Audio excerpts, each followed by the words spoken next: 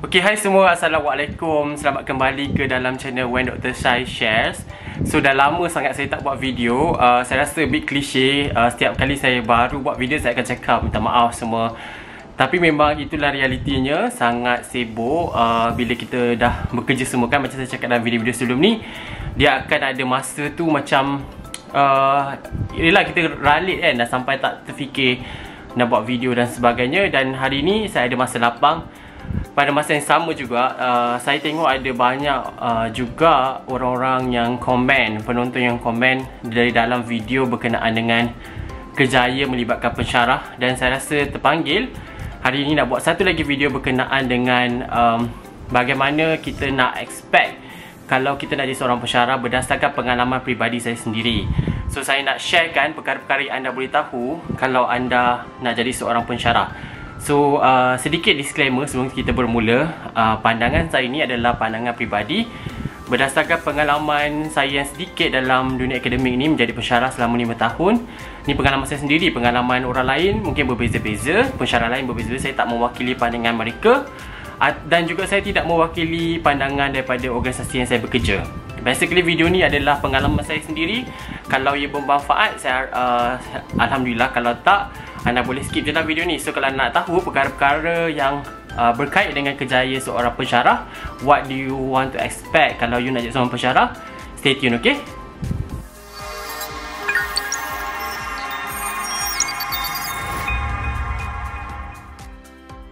Baik, kembali kepada perbincangan kita hari ini. Apa yang anda perlu tahu kalau anda nak jadi seorang pensyarah, expectation. Dulu kan, masa sebelum saya jadi pensyarah, saya adalah gambaran sedikit sebanyak. Tapi bila kita dah bekerja, terutama saya dah 5 tahun dah pun bekerja sebagai pensyarah, so saya rasa ada perkara-perkara menarik yang saya boleh kongsikan hari ini. Mungkin boleh menjadi satu expectation kepada orang yang nak masuk dalam dunia akademik ni sebagai seorang pensyarah.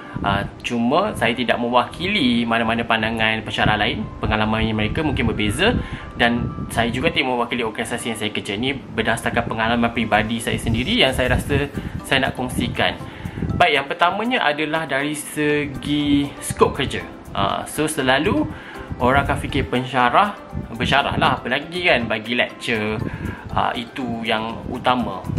Tetapi sebenarnya bila dah masuk dalam dunia akademik, kita punya skop kerja, KPI kita tu sebenarnya meluas. Bukan sahaja bersyarah. Itu memang hakiki, yang memang kita kena buat lah, kita mengajar. Tetapi kita juga membuat penyidikan, perlu membuat penyidikan. Kita juga perlu menerbitkan penyidikan tersebut dalam jurnal-jurnal tertentu ke, buku ke.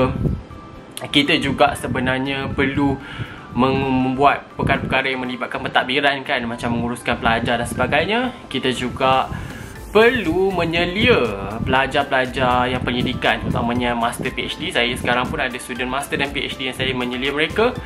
Dan kita juga sebenarnya perlu membuat jaringan dengan industri dan sebagainya, membuat konsultasi dan sebagainya, supaya ada hubungan antara kita sebagai seorang pensyarah ni dalam dunia akademik dengan pihak luar. Jadi sedikit sebanyak, banyaklah sebenarnya tugasan-tugasan yang kita buat.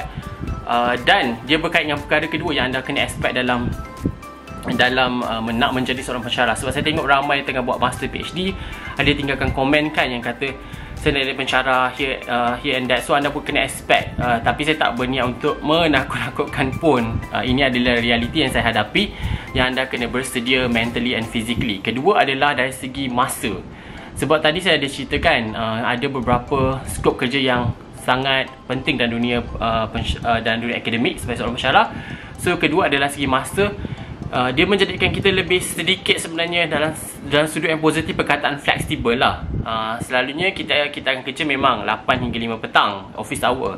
Tapi because kita banyak kerja, kita banyak masa juga kita spend mengajar dalam masa 8-5 tu, hari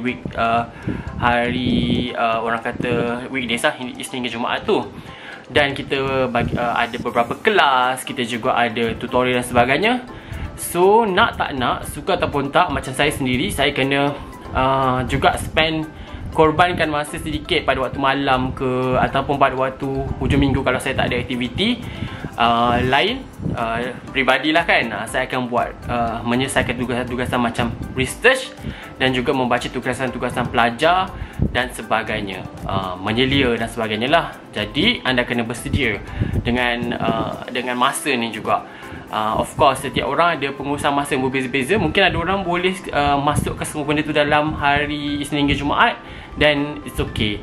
Tapi tak bermakna kita tak ada masa free langsung tau. Kita ada. Saya sempat sebenarnya tonton drama lah, filem lah, keluar dengan keluarga dan sebagainya. Cuma masa kerja kita tu memang bukanlah sangat-sangat tertakluk pada okay 8 pagi 5 petang habis, macam tu taklah. Kadang-kadang ada juga pelajar hubungi kita kalau kecemasan ke lepas waktu berjabat dan sebagainya. Jadi kita memang akan ada sedikit sebanyak bekerja di luar waktu berjabat lah, kadang Sabtu Ahad ada juga event dan sebagainya kan. So kena expect benda tu.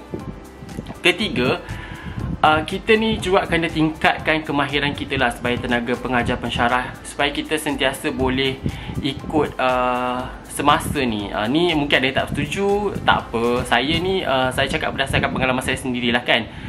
Macam sekarang bila pandemik semua dia ada online teaching and what not, so kita sepatutnya expect untuk tingkatkan kemahiran-kemahiran macam penggunaan digital ke mengajar secara digital sekarang ni as much as possible. Mungkin boleh belajar sendiri, self learning, ataupun pergi ikuti mana-mana kursus dan sebagainya. Sebab mengajar secara basic memang universiti dah sediakan training dan sebagainya, tapi kita sebagai tenaga pensyarah ni kena carilah ruang untuk lebih kreatif dan menarik perhatian pelajar kita supaya diorang boleh engage dengan kelas kita dan sebagainya. So dekat situ kita kena tingkatkan kemahiran. Keempat, sebab saya tak nak buat video ni panjang-panjang lama-lama orang pun bosan. Keempat adalah dari segi pengurusan pelajar. Kita kena ingat di universiti kalau anda jadi pensyarah, anda punya pelajar tu bukan budak-budak sekolah. Mereka adalah orang dewasa, especially those yang buat master dan PhD ni, lagilah ada pengalaman kerja ke dan lebih dewasa dan sebagainya. Jadi kita kena bijak menguruskan pelajar-pelajar dewasa ni, misalnya dari segi komunikasi dengan mereka kan. Dan ada juga pengalaman kan bila kita mengajar pelajar undergrad ni, mereka dah dewasa tapi adalah aspek-aspek here and there yang macam nakal-nakal sikit dan sebagainya kan. Jadi kita kena pandai tackle benda tu. And saya rasa benda ni akan saya dulu pernah ada, saya punya pensyarah cakap lama-lama kita akan tahu macam mana nak tackle, which is true. Selepas beberapa tahun kerja, yang benda ni akan datang secara natural. Kita dah tahu dah kalau ada isu macam ni, macam mana kita nak uruskan, macam mana kita nak selesaikan dengan baik lah supaya perkara tu dapat diselesaikan. Okay, perkara yang saya rasa yang terakhir yang kita kena juga aspek adalah bila kita jadi seorang pensyarah ni kan, sebenarnya kita punya tanggungjawab tu sebenarnya meluas lah juga. Kita bukan hanya fokus pada mengajar sahaja, tetapi juga kita ada ruang lah untuk membuat pelbagai perkara lain yang boleh membantu pelajar, membantu komuniti dan sebagainya. Macam kita ada ruang untuk buat community project dan sebagainya, yang saya rasa sangat menarik, yang boleh di-explore sekiranya anda menjadi seorang ahli akademik. Macam buat kempen ke, buat awareness ke, membuat penulisan dalam media dan sebagainya untuk memberikan lebih banyak informasi dan kesedaran supaya tak ada gap lah antara kita dengan komuniti, antara kita dengan masyarakat yang terlibat tu. So sebenarnya secara keseluruhannya saya dapat katakan bahawa saya sangat bersyukur kerana saya berada dalam dunia akademik ni. Dia sangat lain daripada apa yang saya gambarkan dulu. Of course, mengajar adalah passion utama. Kenapa saya nak jadi seorang pensyarah dari dulu sampai sekarang tak pernah berubah, Alhamdulillah. Tetapi dia lebih daripada itu dan dia sentiasa berwarna-warni. Setiap tahun kita jumpa batch pelajar yang baru, terutamanya undergrad, dan kita juga dapat pelajar baru master dan PhD. Kita akan dapat mengenali pelbagai ragam manusia dan juga pelbagai pengalaman-pengalaman yang kita tak pernah jangka. Dia sangat menarik lah. Saya sangat encourage kalau sesiapa yang berminat untuk jadi seorang pensyarah, buat persediaan dari segi maintenance fizikal kita dan jadi seorang yang ada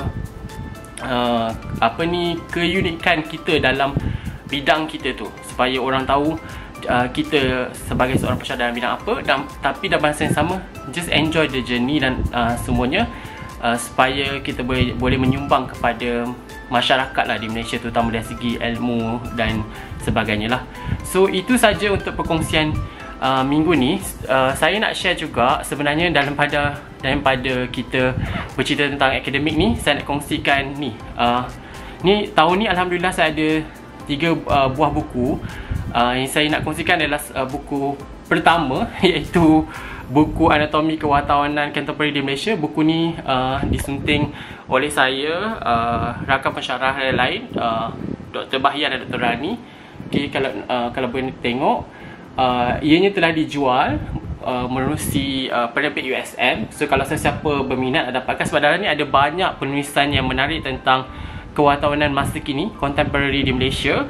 Ada pelbagai bab yang menarik. Kalau anda dalam bidang media dan kewartawanan, saya rasa this is a right book for you. One of it lah yang dalam bahasa Malaysia juga, so anda boleh dapatkan. Saya akan letakkan QR code untuk sesiapa penulis. Saya rasa anda boleh beli, anda boleh beli terus daripada platform online dan oleh penerbit USM tersebut, dan mereka akan post kepada anda di rumah. So jangan lupa dapatkan kopian lah. Just promote sikit lah kan buku ni. Jadi harganya adalah RM30. Anda boleh tengok lah kalau ada diskaun ke tak dalam website tersebut ya. Itu saja. Saya harap video ini, terutama perbincangan saya tadi tu, bermanfaat untuk semua. Dan kalau anda ada apa-apa topik yang anda ingin sarankan saya bincangkan pada video akan datang, sila tinggalkan di dalam ruangan komen di bawah. Dan terima kasih yang tidak tinggal pada mereka sentiasa support, yang telah subscribe, yang telah meninggalkan komen. Kalau saya terlepas pandang tak sempat nak reply, saya minta maaf. Awal-awal saya akan cuba sedaya upaya untuk reply. Dan saya harap saya dapat berjumpa anda semua dalam video seterusnya, dan saya dapat kekalkan momentum untuk buat video pada masa akan datang. Jumpa lagi semua. Assalamualaikum. Jangan lupa like, subscribe dan tinggalkan komen di ruangan komen di bawah.